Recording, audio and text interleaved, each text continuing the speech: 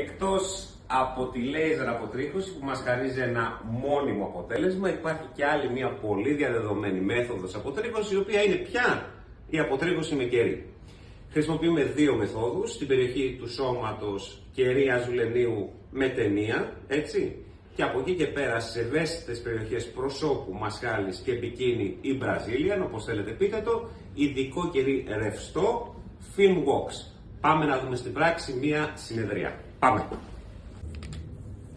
Βρισκόμαστε ήδη μέσα στην καμπίνα που γίνεται η συνεδρία αποτρίχωση, σε μία αντρική πλάτη και μέση, μία γρήγορη και αποτελεσματική αποτρίχωση.